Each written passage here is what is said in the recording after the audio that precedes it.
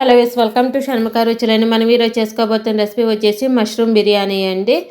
ఒక్కసారి రుచి చూసారంటే మళ్ళీ మళ్ళీ చేసుకొని లొట్టలు వేసుకొని తింటారండి, అంత టేస్టీగా ఉంటుందండి.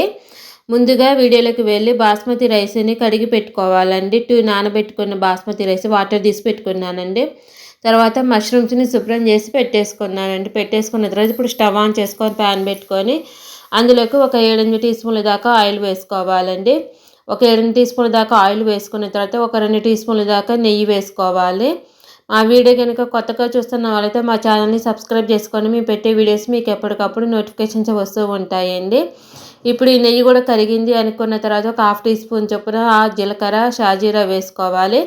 అది కొంచెం వేగిన తర్వాత 2 బిర్యానీ ఆకులు, తర్వాత మిగిలిన మసాలా దినుసులు వేసుకోవాలండి. చెక్క, లవంగ, ఇలాచి అన్నీ వేసుకోవాలి. వేసుకొని అవి బాగా వేయించుకోవాలి. అవి బాగా వేగింది అన్న తర్వాత పెద్ద ఉల్లిపాయ ఒకటి, 2 పచ్చిమిరపకాయలు కూడా వేసుకొని వేయించుకోవాలి.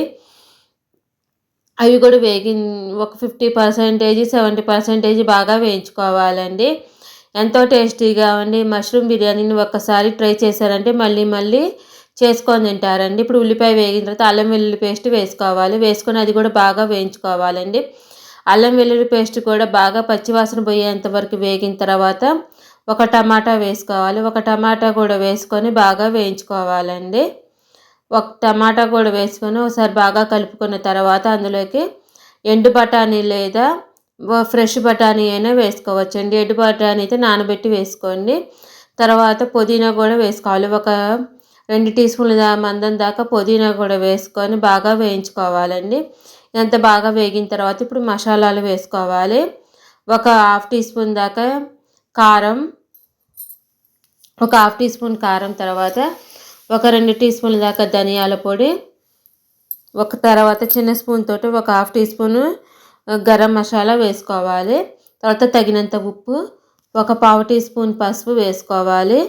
పసుపు కూడా వేసుకున్న తర్వాత అన్నీ బాగా వేగేటట్టు బాగా కలుపుకోవాలండి. వేసుకున్న ఉప్పు, కారం అన్నీ కలిసేటట్టు బాగా కలుపుకోవాలి. కలుపుకున్న తర్వాత ముందుగా తీసుకున్న మష్రూమ్స్ కూడా వేసుకోవాలండి. ఇవన్నీ బాగా కలిసిపోయిన తర్వాత ముందుగా తీసుకున్న మష్రూమ్స్ వేసుకొని, నేను తీసుకున్న మష్రూమ్స్ 200 గ్రామ్స్ అండి.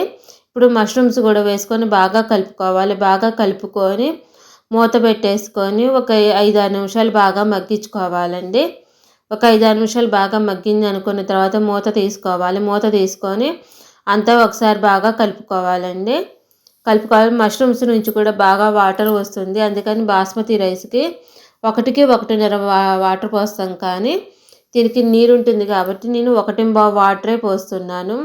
1.25 వాటరే పోసుకొని బాగా మరిగించుకోవాలి. అందులోకి కొంచెం కొత్తిమీర కూడా వేసుకోవాలండి. వాటర్తో పాటు కొంచెం కొత్తిమీర కూడా వేసుకొని అంతా కలిసేటట్టు బాగా కలుపుకోవాలి. బాగా కలుపుకున్న తర్వాత బాగా మరిగించుకోవాలండి. ఎసరు బాగా మరిగింది అనుకున్న తర్వాత ముందుగా నానబెట్టుకున్న రైస్ వేసుకోవాలి. రైస్ కూడా వేసుకొని తర్వాత ఒక 1 టీ స్పూన్ నెయ్యి వేసుకోవాలి. మళ్ళీ మీకు పొడి పొడిగా వస్తుంది నెయ్యి వేయటం వల్ల.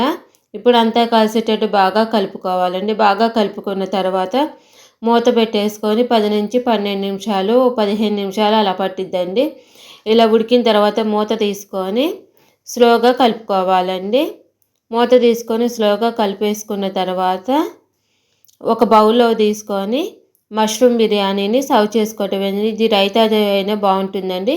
మీకు నచ్చిన రైతాతో తీసుకోవచ్చండి, లేకపోతే మసాలా కర్రీతో అయినా తీసుకోవచ్చండి.